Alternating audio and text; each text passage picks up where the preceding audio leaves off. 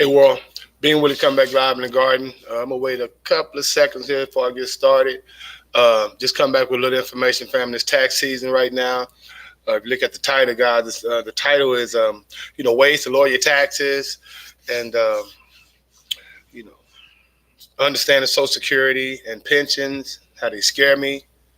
And I'm going to end with a little information about the disabled vets. But first, before we get started, thank you guys for subscribing to the channel.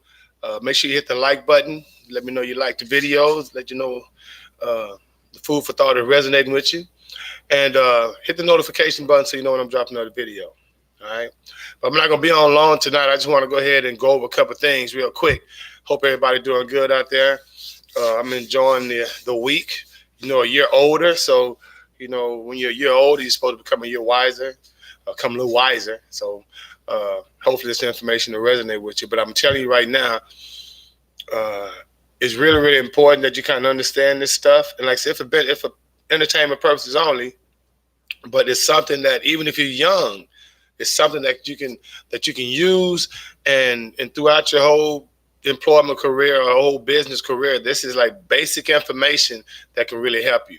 And so the first thing I'm going to talk about is ways to lower your taxes. Some of you guys that are out there that are getting ready for tax season, if you didn't get an opportunity to do these things that I'm going to talk about, starting in January, you should probably want to do that because it make a big difference. And the first thing you want to do to kind of lower your taxes, family, is like I always talk about, pay yourself first. All right. And how do you lower your taxes? By paying yourself first? Well, if you work for an industry, or you work for a government, or you work for a private company that offers 401ks or 403bs or 457s, these are retirement plans that are private retirement plans that most companies have. If you have that, then you should contribute to that, throughout the year, because the max that you can contribute to a 401k is like $19,000. Okay, so you have $19,000 that you can actually contribute to your 401k and you're actually paying yourself first, right? But this actually be $19,000 that you can write off next year that can reduce your taxes for the following year. Now, I know most people can't, contribute $19,000 to a 401k, especially if you're only making $45,000 or $50,000. So that's kind of difficult.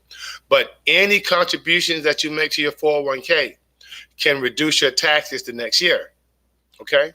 And so contributing to your 401k can reduce your taxes. Now, also there's things you got to look out for. DJ in the house. Also, you want to look out for when you contribute to your 401k. Like right now, we're in a bull market. And this bull market has been going on a long time. And with this bull market, it comes a bubble. And just like what happened in 2008, family, a lot of people lost a lot of money with their 401k contributions because a lot of these 401ks and 403bs and 457, the money that you're contributing are being invested on Wall Street, in the stock market, in different type of funds, different type of bonds. So if the economy crashes, your money's going to crash with it. That's why, right now people are doing really, really great right now. If you're checking your 401k statements, it's probably looking really, really nice. All right. But I will be wary of future contributions or just kind of going in and talking to your fund manager or talking to your account manager that's handling your particular 401k and asking them, what can I do to avoid losing my money in the event of a recession? So that's kind of stuff you want to talk about. But on the flip side of reducing your taxes, this is a great way of doing it.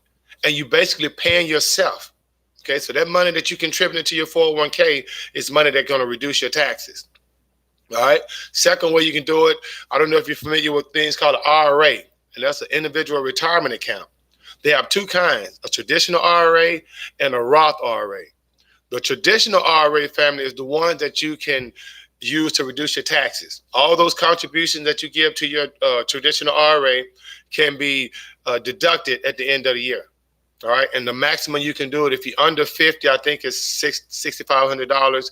And if you're 50 years old or older, it's like $7,000. So just imagine that. If you're able to contribute $7,000 to your traditional IRA, you can deduct that from your taxes or from your adjustable gross income the next year.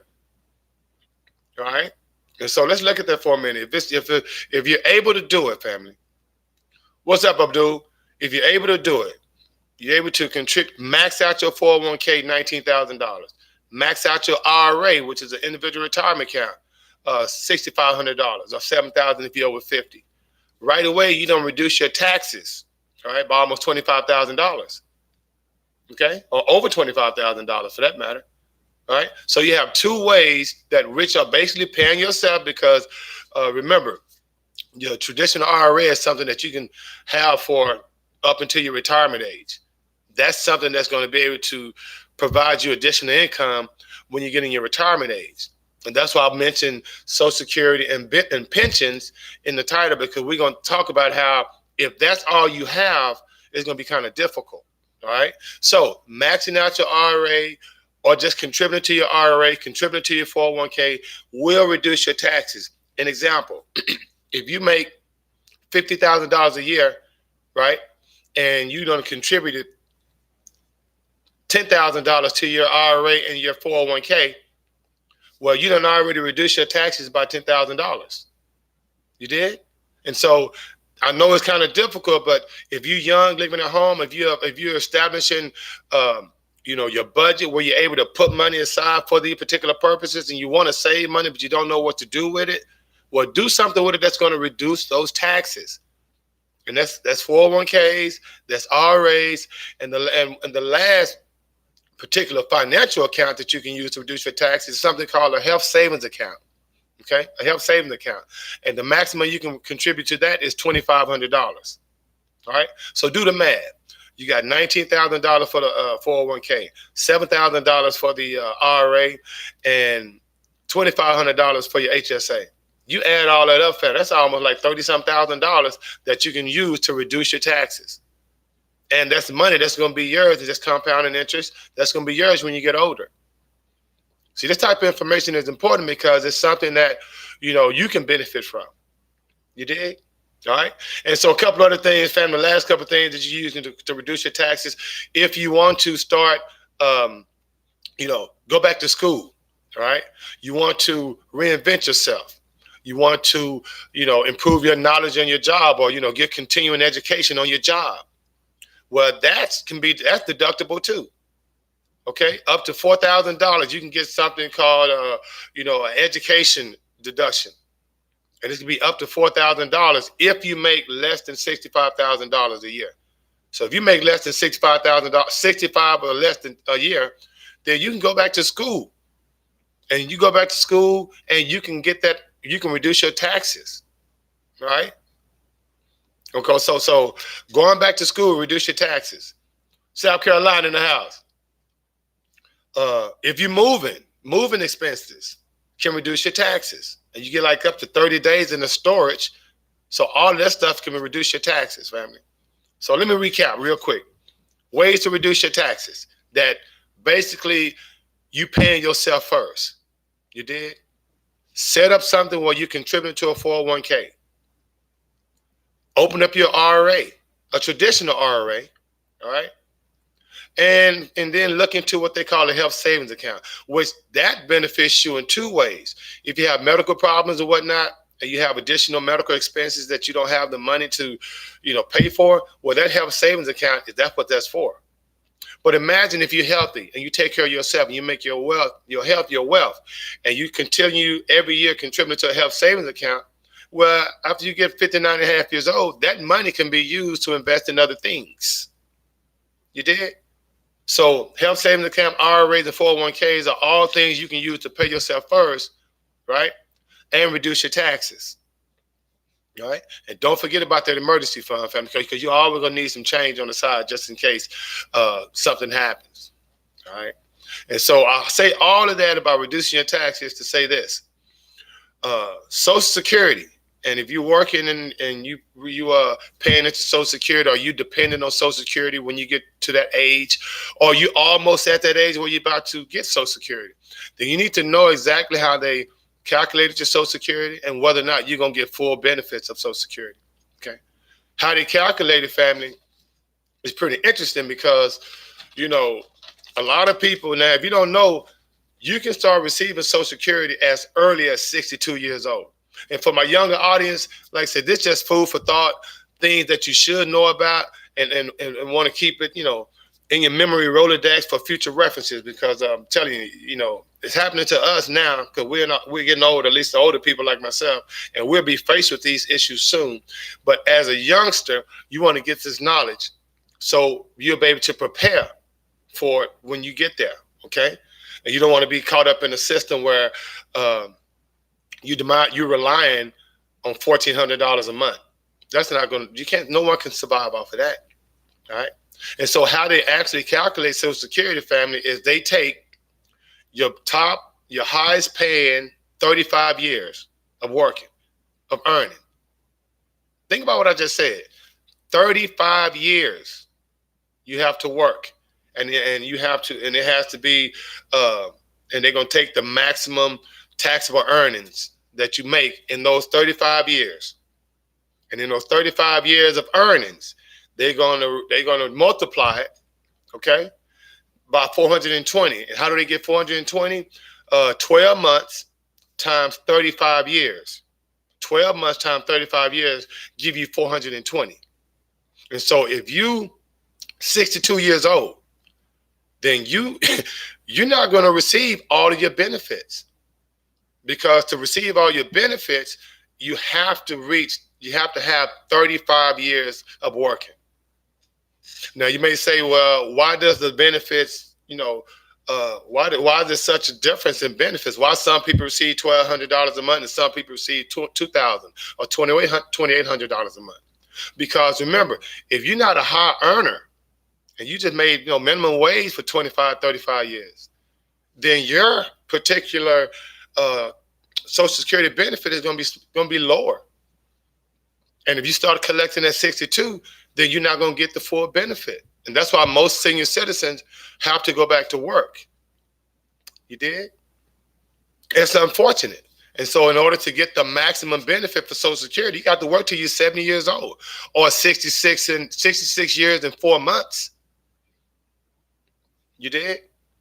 I mean, let's just kind of put it in perspective. The maximum benefit in 2018 for those receiving Social Security was like $2,700, almost $2,800. Now ask yourself, can you live off $2,800 a month? And if you have medical problems, can you live off of that? Right? And you done worked 35 years. And that's why I'm saying, I think if politicians, okay, ex-presidents, ex-politicians, these politicians, ex-judges, okay, those that are making these laws, interpreting these laws, and enforcing these laws, just imagine if them had to live off the same benefits that they make those live off of that vote them into office. Wouldn't you think it'll be a different scenario? Let's keep it real. Every president that's ever been president has either lived it 4 years or 8 years. And for the rest of their life, they're receiving Secret Service protection. They're receiving the highest amenities. Imagine if presidents and politicians had to live the same way our senior citizens have to live. See, they can do it for 4 years to 8 years, 2 years, 6 years. If you're talking about congressmen and senators, they can do that for 4 to 5 years and be well invested and live a great life. No problems. Full benefits in healthcare, education, anything, as well as their loved ones. But we have to work 35 years. Letitia, what's up? Daughter of the Most High, what it do? Okay? And so, like I say, these are the people making the laws. The same people making the laws are the same people that do not live by the same lifestyle we have to. You did?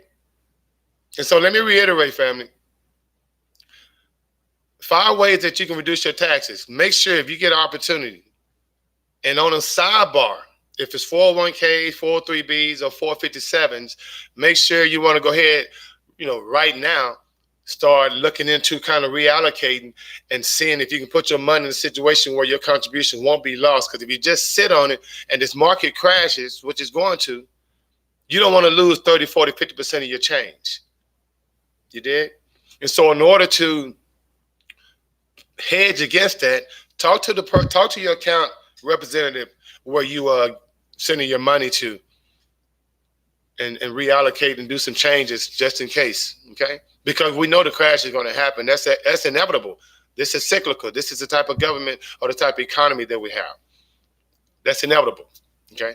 So you don't want to be one that get caught up in the shuffle, because like I say, $2,700 a month is the maximum payment of those those receiving Social Security benefits right now.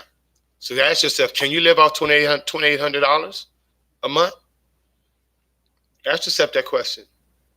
So what do? You have to invest, okay? Even with the 401ks and the RAs, family, I mean, it's still risky, but you're hedging against the possibility of having to depend on something that you don't control. And so you need to, and I'm saying not need, but investing, okay? Saving your money, okay? And looking into things that are tangible, like real estate, property, okay, things that you can touch, right? Because remember, this is pretty bad when you have an average of $1,400 a month in Social Security today. All right. And like I say, pensions, they scare me, because if you're working in a private sector and they have a pension, well, that pension has to make sure that it's able to accommodate everybody. Why do you think that certain cities go bankrupt or certain municipalities go bankrupt?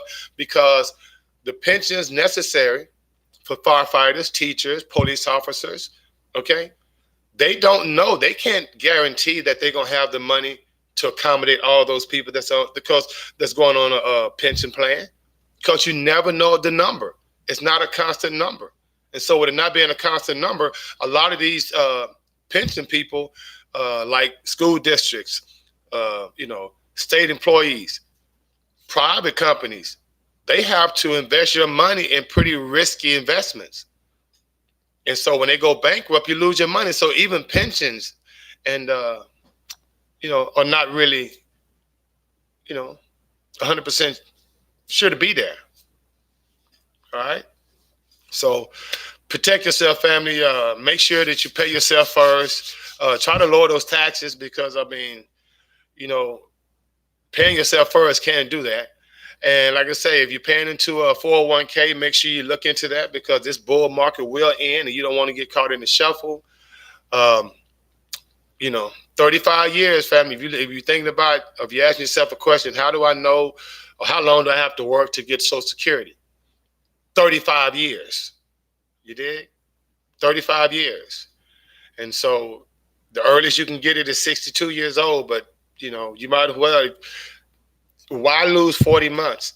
But like I say, if you can't work longer than 62, then you're not going to get that much money. Okay. It's unfortunate, you did, but it is what it is.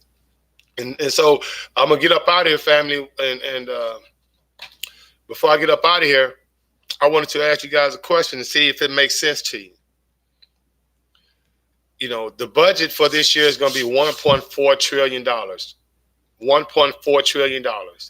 780 billion of those dollars is going toward the military. Let me repeat that. The budget, okay, for the United States for 2020 is $1.4 trillion. 780 billion of those dollars is going toward the military. Now you got to ask yourself the question. Then why are there these 501c3 and C4 nonprofit organizations, established to try to help our disabled veterans? You would think out of $780 billion that every disabled veteran that was injured in combat, or that have a significant injury, whether it's 10% or 100% disability, every one of those individuals should be taken care of. When you have 4 million disabled veterans, and if you didn't know, family, their benefits is worse than Social Security benefits. And these are individuals that have, life-threatening injuries. They have debilitating injuries. A lot of them, are amputees. No, forget that. A lot of them are individuals that had their limbs, uh, removed from traumatic injuries, and they not 100% taken care of. Now you see why. If they're not going to take care of, people who go and fight for this country and come back here with injuries, if they're not taken care of, you're not going to be taken care of. So it's very, very important that you put your own financial situation in your hands, because that just hurts my heart knowing you have this many disabled veterans. And just like St. Jude's, when they're showing these little sick kids on TV and telling you to send $19 a month, and it's a 501c3 organization, and they receive hundreds and hundreds of millions of dollars, you have to ask yourself, what are you doing with the money? Okay? DAV, the Disabled American Veterans Charity Organization. Y'all receive hundreds of millions of dollars. Why are y'all having commercials on television showing disabled vets? They should be 100% protected from health care to living expenses, to rehabilitation expenses. So out of that $780 billion, why aren't all the disabled vets taken care of? Okay. So I just thought that, and that's a hypocrisy. The same individuals that make these laws, the politicians, the congressmen, that write these laws into place, because I promise you, they can go in right now and change the Social Security contribution benefit amount.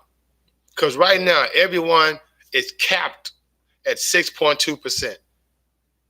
And then, of course, your employer, matches at 6.2%. So you got 12.4% of your monies is going towards Social Security.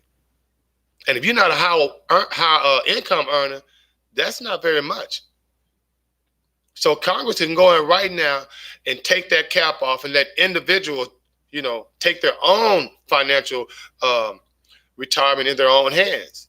And so if you want to contribute 20%, you better contribute 20%. But you know why they don't do that? Because everybody that contributes, they put all the money in one pot. And they do things with it and they invest it. And that's why they say it's going to be insolvent by 2035. Okay? All right, fam, I'm going to get up on out there. I just want to come back with a little information, a little food for thought, basically telling you, and then letting you know how to lower your taxes. And you can lower your taxes by paying yourself first.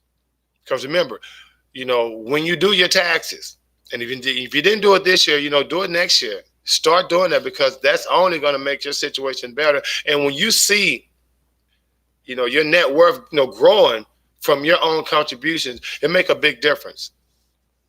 Okay, it make a big difference. All right, fam. So I'm gonna get on out here, guys. Make sure you like the videos. Make sure you share these videos, and pay yourself first. All right. And in the meantime, between time, may Most High to bring you joy, and being with us out of 5,000.